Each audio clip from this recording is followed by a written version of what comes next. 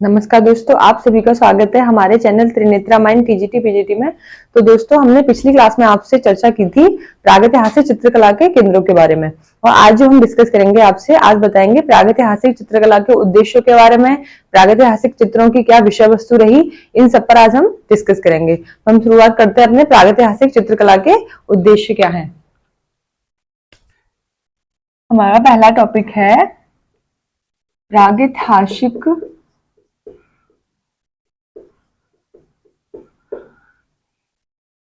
चित्रकला के उद्देश्य।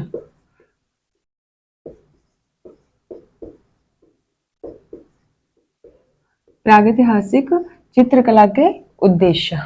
तो एक बहुत बड़े कलाविद हैं राय कृष्णदास जी। उनका मानना है कि प्रागैतिहासिक मानव ने अपने आसपास के वातावरण में स्मृति को बनाए रखा था। उन्होंने, ऐसा राय कृष्णदास जी का विचार है। तो उन्होंने अपने विचार से इसके प्रागैतिहासिक चित्रकला के उद्देश्यों को बताया है। राय कृष्णदास जी, जो कि एक बहुत बड़े कलाविद हैं, राय कृष्णदास जी का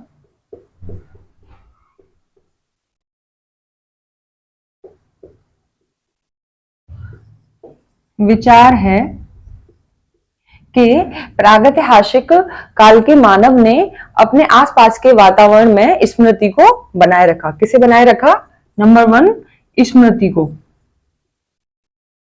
दूसरा, उन्होंने बोला कि प्रागैतिहासिक मानव ने अपने आसपास के वातावरण पर अपने विजय के इतिहास को बनाए रखा।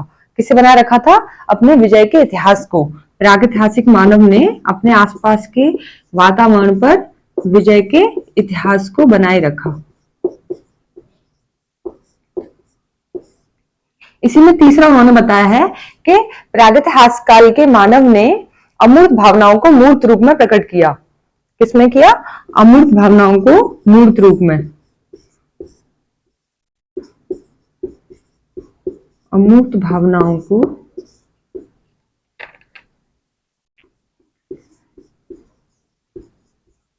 मूर्त रूप में प्रकट किया। क्या है? अमूर्त भावनाओं को मूर्त रूप में प्रकट किया। इसी में उन्होंने नेक्स्ट बताया है कि राय कृष्णदास जी का ऐसा मानना है, उन्होंने बताया कि जो प्रागैतिहासिक काल का जो मानव था, उसने अपनी असफलता को और भय को दूर करने के लिए उसने क्या किया था? जादू, टोना और टोटका, ऐसी अदृश्य शक्तियों का, जैसे कि स्वास्तिक के चिन्ह, पीपल की पत्तियां, इन सभी चीजों का उसने, षटकोण, त्रिभुज, इन सभी का उसने अपने भय को और असफलता को दूर करने के लिए इन सभी का सहारा लिया। किस किस का लिया उसने सहारा? इन सब में अपनी असफलता और भय को दूर करने के लिए अदृश्य शक्तियां, अदृश्य शक्तियां, जादू, टोना टोटका, जादू, टोना टोटका, स्वास्तिक चिन्ह,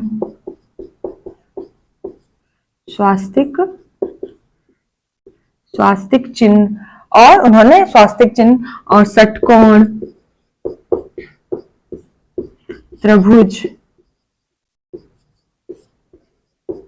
पीपल की पत्तियां, पीपल की पत्ती, इन सब से उन्होंने अपनी असफलता और भय को दूर किया। अपनी असफलता, भय को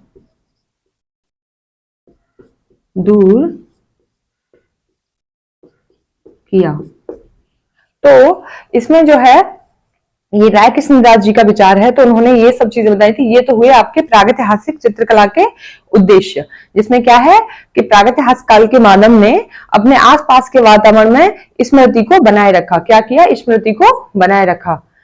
इसी में नेक्स्ट है, उसने अपने आसपास के वातावरण पर अपने विजय के इतिहास को बनाए रखा। किसको रखा? अपने विजय के इतिहास को। और उसने अमूर्त भावनाओं को मूर्त रूप में प्रकट किया। अमूर्त भावनाओं किसमें, मूर्त रूप में प्रकट किया।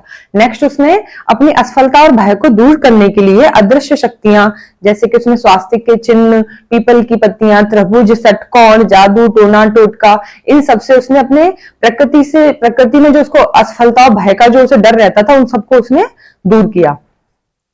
तो इसी में आपका नेक्स्ट इसी में आएगा प्रागैतिहासिक चित्रकला की प्रागैतिहासिक चित्रकला की विधि प्रविधि, मतलब प्राग चित्रकला में उन्होंने कैसे कैसे अपने चित्रों को बनाया, उसके बनाने की विधि क्या रही, प्रविधि क्या रही। क्या है नेक्स्ट टॉपिक हमारा, प्रागैतिहासिक चित्रकला को बनाने की विधि प्रविधि।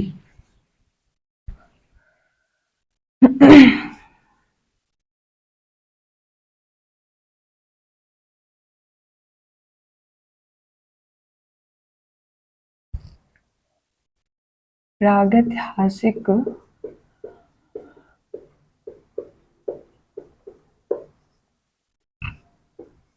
चित्रकला को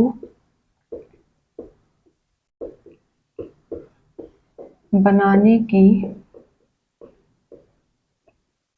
विधि या फिर प्रविधि, विधि या प्रविधि।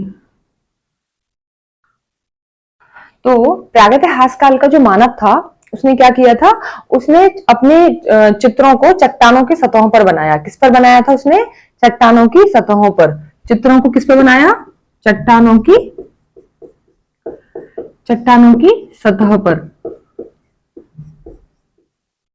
चट्टान की सतह पर। नेक्स्ट इसी में दूसरा है आपका, उन्होंने क्या किया, प्रागैतिहासिक काल के जो मानव था उसने मतलब प्रागैतिहासिक काल के चित्रों में कलर करने के लिए उसने, जो कि आसानी से उपलब्ध हो जाएं, जमीन पर आसानी से उपलब्ध होने वाले रंग, जैसे कि खड़िया, चूना पत्थर, कोयला, गेरुए रंग, इन सभी का उसने अधिक प्रयोग किया। किस किस का किया उसने, खड़िया, गेरू, चूना, खड़िया और कोयला, इन सब का उसने प्रयोग किया चित्रों को बनाने के लिए। किस किस का किया, गेरुए रंग का,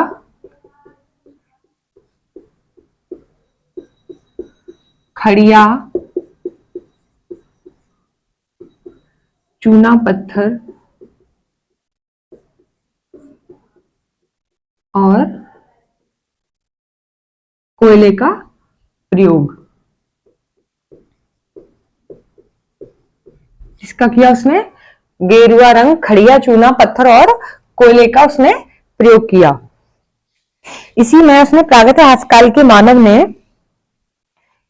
प्रागैतिहासिक काल के मानव ने विशाल जो पशु होते थे उनकी पुट्ठों से, उनकी हड्डियों से क्या बनाया, प्लेट बनाई थी। रंगों को करने के लिए प्लेट बनाई थी उसने, पशुओं की हड्डियों से, उनके पुट्ठों से उसने प्लेटें बनाई। क्या किया उसने, प्रागैतिहासिक काल के मानव ने पशुओं के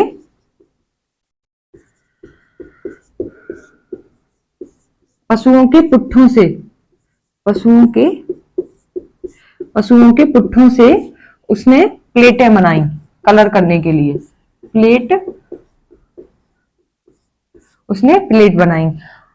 इसी में नेक्स्ट उसने प्रागैतिहासिक काल के मानव ने क्या किया, उसने पशुओं की पुट्ठों से तो उसने प्लेट बनाई थी, और पशुओं की चर्बी थी उससे उसने रंग बनाए। पशुओं की चर्बी में रंगों को बोला था, मतलब रंग कैसे बनाए थे, पशुओं की चर्बी में रंग घोलकर बनाए, पशुओं की चर्बी में घोलकर रंग बनाए।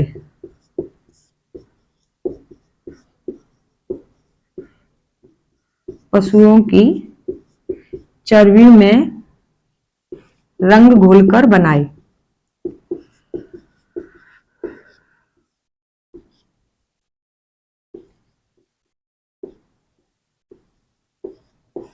रंग घोलकर बनाए। नेक्स्ट इसी में उन्होंने क्या किया, जैसे उन्होंने ब्रश कैसे बनाए, जो ब्रश बनाए थे उन्होंने कैसे बनाए थे, जैसे कि जो बांस होते हैं, रेशेदार बांस, हाँ रेशेदार बांस, और बांस की तरह कोई भी और लकड़ी, उसको उसने क्या किया, उसको छेद कर मतलब उसको कूट कर, छेदने का मतलब होता है उसको कूट कर उसने ब्रश या टूल का बनाया। तो इसमें ब्रश को क्या बोल रहे हैं, टूल का बोल रहे हैं। तो प्रागैतिहासिक काल का मानव ब्रश ना बोलकर उसको टूल का बोलता था। तो प्रागैतिहासिक काल के मानव ने ब्रश कैसे बनाए थे, उसमें रेशेदार बांस की लकड़ी को तोड़कर, हाँ उसको मतलब कूट कर, उसको अच्छे से छेद कर, बांस की लकड़ी बांस की लकड़ी या कोई अन्य रेशेदार लकड़ी या कोई अन्य रेशेदार लकड़ी को छेद कर मतलब कूट कर ब्रश या टूल का बनाए। ब्रश को बोलते हैं टूल का भी, तो ब्रश या उसने टूल का बनाया।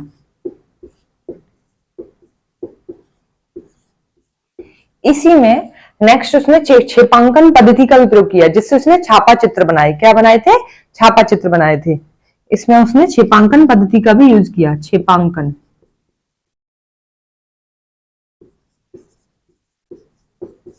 छेपांकन पद्धति का प्रयोग किया, जिससे छापा चित्र बनाए। क्या बनाए? जिससे छापा चित्र बनाए।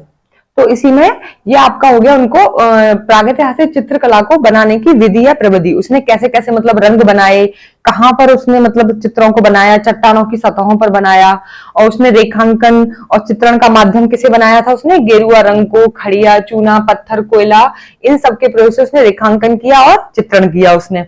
इसी में प्रागैतिहासिक काल के मानव ने जो प्लेटें बनाई थी, जब उसमें कलर करते थे, उसके लिए जो प्लेटें बनाई थी उसने पशुओं के पुट्ठों से और उसकी हड्डियों से उसने प्लेटें बनाई थी। इसी में नेक्स्ट है कि पशुओं की चर्बी में रंग घोलकर बनाए उसने। वो जब रंग बनाता था तो वो कैसे बनाता था? पशुओं की चर्बी में रंग घोलकर। तो यहीं से आपका एक क्वेश्चन बन सकता है कि प्रागैतिहासिक काल का मानव रंग किस में घोलकर बनाता था? तो आप क्या बताएंगे? पशुओं की चर्बी में घोलकर। किस में घोलकर बनाता था? पशुओं की चर्बी में घोलकर वो रंग बनाता था। और नेक्स्ट है इसी में कि उसने ब्रश कैसे बनाए थे? तो जो रेशेदार जो बांस होता है वो रेशेदार होता है, तो रेशेदार बांस से या कोई अन्य लकड़ी भी जो कि रेशेदार हो उसको कूट कर उसने ब्रश बनाए थे। तो प्रागैतिहासिक काल का जो मानव था वो ब्रश को पहले टूलिका बोलता था। क्या बोलता था वो? पहले टूलिका।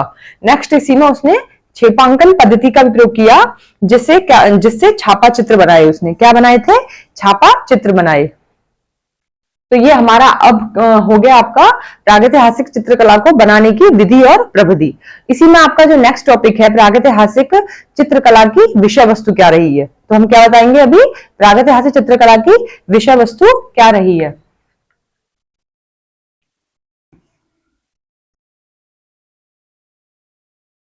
प्रागैतिहासिक चित्रकला की विषय वस्तु।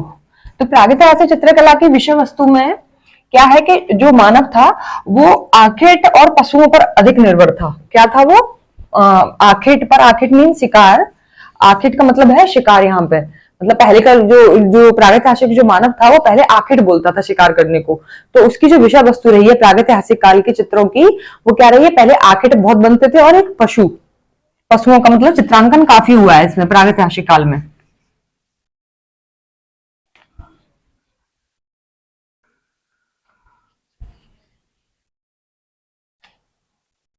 तो यहां आएगा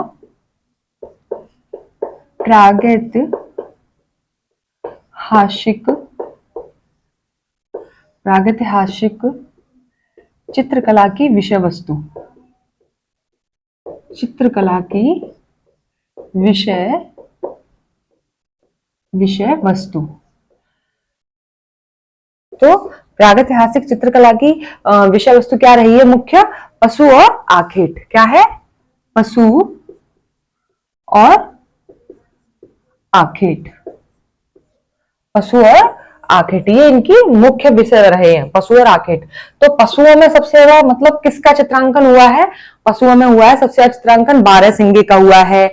बारहसिंगा है, भालू है, चीता है, और आपका बैल है, बैल का घोड़ा, बंदर, इन सबका, इसमें हिरण का, इनका पशुओं का ज्यादा इसमें चित्रण हुआ है। किस किस का हुआ है इसमें? बारहसिंगा का हुआ है पशुओं में, बारहसिंगा का चित्रण हुआ है। हिरण का हुआ है, हिरण, हिरनी, और इसी में बैल का भी अंकन हुआ है। इसी में चित्रांकन जो हुआ है बैल का हुआ है, और जैसे कि घोड़ा का हुआ है इसमें, घोड़ा, बंदर, भालू और चीता। तो ये सब क्या रहे हैं इसमें, मतलब इन पशुओं का इसमें सर्वाधिक इसमें चित्रांकन हुआ है। इसमें जो हुआ है वो सर्वाधिक चित्रांकन किसका हुआ है, इनका हुआ है। इसी में नेक्स्ट है इसमें कि इसमें पक्षियों का भी, पशुओं के मतलब पक्षियों का बहुत ना के बराबर इसमें चित्रण हुआ है। पक्षियों के क्या हुआ है, पक्षियों का ना के बराबर चित्रण इसमें हुआ है। तो पक्षियों में सर्वाधिक जो अंकन हुआ है, पक्षियों में जो सर्वाधिक अंकन हुआ है वो हुआ है मोर का, और दूसरे नंबर पर हुआ है बतख का। पक्षियों में किसका हुआ है सर्वाधिक अंकन, सर्वाधिक हुआ है आपका मोर का, और दूसरे नंबर पर, पहले नंबर पर मोर का सर्वाधिक अंकन हुआ है प्रागैतिहासिक चित्रकला में, और दूसरा हुआ है बतख का। किसका हुआ है, दूसरा हुआ है आपका बतख का। तो इसी में आपका नेक्स्ट जो इसमें बताएंगे, इसी में नेक्स्ट है कि मानव चित्रण सर्वाधिक शिकारी रूप का हुआ है। सर्वाधिक किसका हुआ है, मानव में सर्वाधिक शिकारी रूप का चित्रण हुआ है। और अगर देखा जाए तो धनुर्धारी, खड्गधारी, परशुधारी, हाँ इन सब का भी इसमें आपका मानव चित्रण में चित्रण हुआ है। सबसे ज्यादा शिकारी रूप का चित्रण हुआ है। उसके बाद फिर उनका धनुर्धारी का हुआ है, खड्गधारी का हुआ है, परशुधारी का हुआ है, इन सब का चित्रण भी हुआ है। तो मानव चित्रण, मानव चित्रण में किसके सबसे अधिक चित्र पाए गए हैं, सर्वाधिक जो चित्रण हुआ है वो हुआ है शिकारी रूप का। किसका, शिकारी रूप का। इसी में शिकारी रूप में जैसे कि खड्गधारी, त्रिशूलधारी,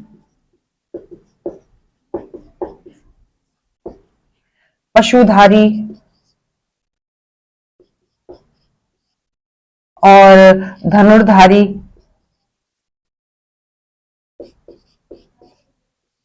क्या हुआ है, खड्गधारी, त्रिशूलधारी, पशुधारी और धनुर्धारी, डंडाधारी और छुरिकाधारी, इन सब का,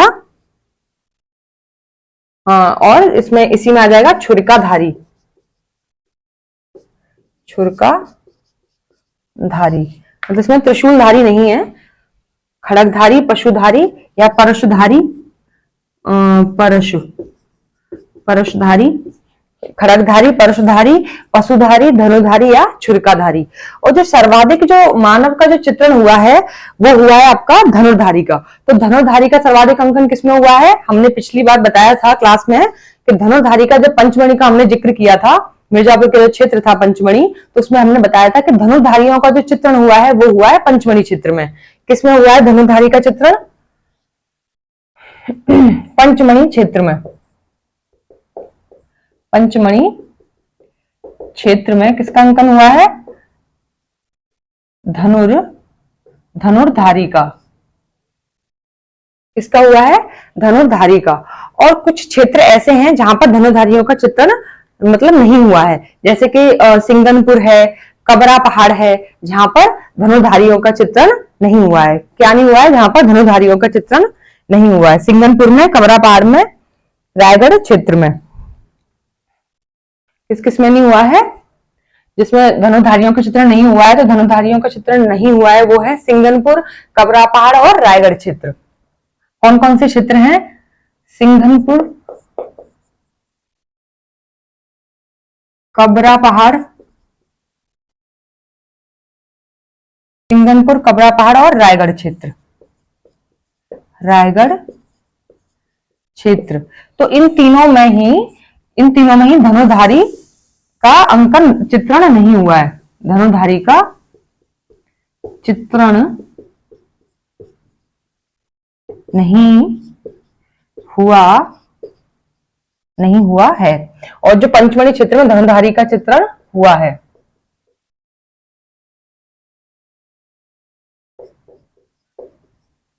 तो पूछ सकते हैं कि प्रागैतिहासिक काल में जो मानव चित्रण हुआ है धनुर्धारी का, उसका सर्वाधिक अंकन, सबसे ज्यादा जो अंकन चित्रांकन हुआ है वो कहां पर हुआ है, तो आप क्या बताएंगे, पंचमणि क्षेत्र में हुआ है। किसमें हुआ है, पंचमणि क्षेत्र में। और पूछा जा सकता है वो कौन से क्षेत्र हैं जहां पर धनुर्धारियों का चित्रण नहीं हुआ है, तो आप बताएंगे सिंगनपुर, कबरा पहाड़ और रायगढ़ क्षेत्र। क्या है, रायगढ़ क्षेत्र। इसी में हमारा नेक्स्ट होगा कि जो प्रागैतिहासिक काल का जो मानव है उसने कृषि जीवन से संबंधित कौन कौन से चित्र बनाए हैं। तो उसने कौन कौन से बनाए हैं, जैसे पशुपालन, मधु संचय, बैलगाड़ी, नौका विहार, इनसे संबंधित उसने चित्र बनाए हैं।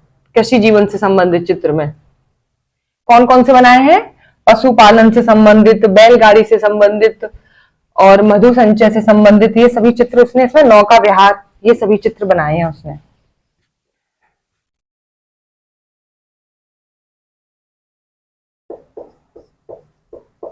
कृषि जीवन से संबंधित चित्र, कृषि जीवन से संबंधित, कृषि जीवन से संबंधित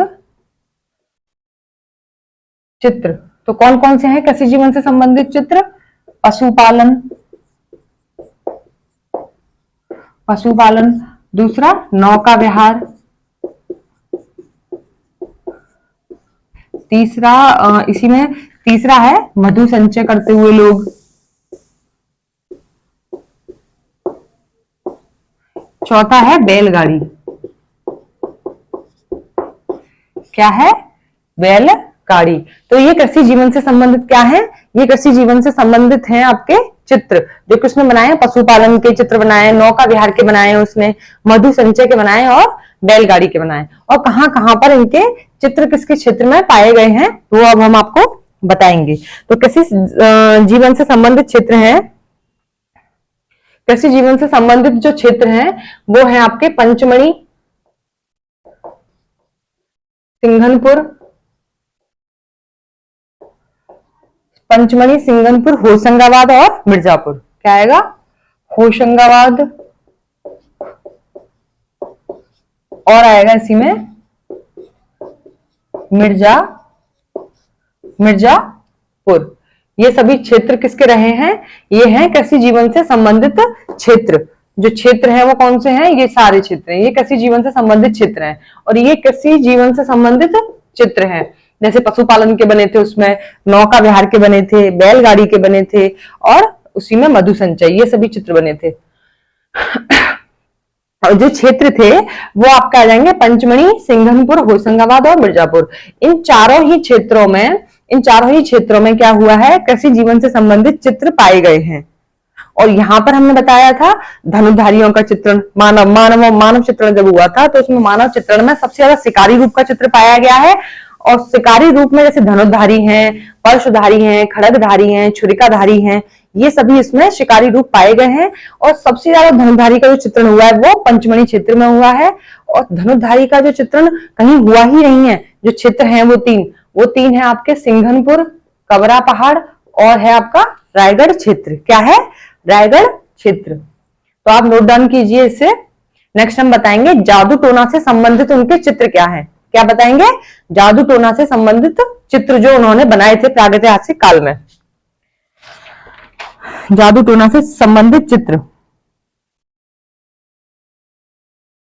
तो जादू टोना से जो संबंधित चित्र हैं वो उन्होंने क्या क्या बनाए थे, जैसे कि उन्होंने बनाया है स्वास्तिक के चिन्ह बनाए हैं, पीपल की पत्तियां बनाई हैं उन्होंने त्रिशूल भी बनाए हैं, हाँ, वर्ग, ये सभी उन्होंने जादू टोना से संबंधित उन्होंने चित्र बनाए थे। जादू टोना से संबंधित चित्र,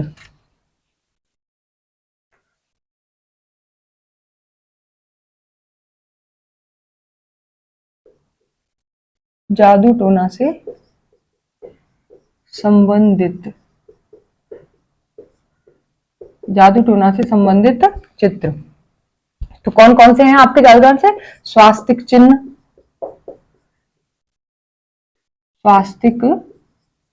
स्वास्तिक चिन्ह, इसी में उन्होंने बनाया त्रिशूल, इसी में पीपल की पत्ती बनाई, पीपल की पत्ती बनाई, और उन्होंने षटकोण बनाए। क्या बनाए, षटकोण, इसी में उन्होंने बनाए थे त्रिभुज, और उन्होंने क्या बनाए, वर्ग। तो ये सभी जो उन्होंने चित्र बनाए थे इसमें, ये थे जादू टोना से संबंधित चित्र। ये सभी क्या हैं, ये सभी हैं जादू टोना से संबंधित चित्र, स्वास्तिक चिन्ह, त्रिशूल, पीपल की पत्ती, षटकोण, त्रिभुज और वर्ग। तो ये जो चित्र थे, ये चित्र हैं आपके जादू टोना से संबंधित चित्र हैं। तो आज आपका इसमें प्रागैतिहासिक चित्रकला से संबंधित जो आपका टॉपिक था ये आपका कंप्लीट हो गया है। इसमें इसमें बस ये जो थे, जो प्रागैतिहासिक काल का जो मानव था, उसको क्या था कि वो प्रागैतिहासिक काल के मानव जो समय था, प्रागैतिहासिक काल का जो समय था, उसमें कोई भी प्रकृति आपदा से संबंधित चित्र नहीं है, क्योंकि उसको प्रागैतिहासिक काल के मानव को ऐसा यकीन था कि हम जो चित्र बनाते हैं वैसा ही हमारे जीवन में घटित होता है। तो उन्होंने कभी प्रागैतिहासिक काल के मानव ने कोई भी चित्र प्रकृति आपदा से संबंधित बनाए ही नहीं थे, उन्होंने ऐसा कभी फील किया ही नहीं था, तो उनके उसमें प्राकृतिक आपदाओं से संबंधित चित्र नहीं है, जो कि प्रागैतिहासिक काल में प्राकृतिक आपदा से संबंधित चित्र नहीं पाए गए। तो आज आपका ये टॉपिक फिनिश होता है, प्रागैतिहासिक काल का आपका टॉपिक फिनिश हो गया है। और अब हम जो आपको अगली क्लास में जो कराएंगे उसमें बताएंगे आपको इंडस वैली सिविलाइजेशन के बारे में। किसके बारे में बताएंगे? इंडस वैली सिविलाइजेशन के बारे में। तो आप साथ के साथ सब कुछ नोट डाउन कीजिए, और आपको नहीं समझ में आता है तो आप कमेंट सेक्शन में जाकर हमें पूछ सकते हैं, बता सकते हैं। और आपको अगर हमारा चैनल पसंद आता है तो प्लीज हमें सपोर्ट कीजिए, लाइक कीजिए, शेयर कीजिए, ज्यादा से ज्यादा हमें सपोर्ट कीजिए। कल फिर हम आपको मिलते हैं। नमस्कार, राधे राधे, जय हिंद।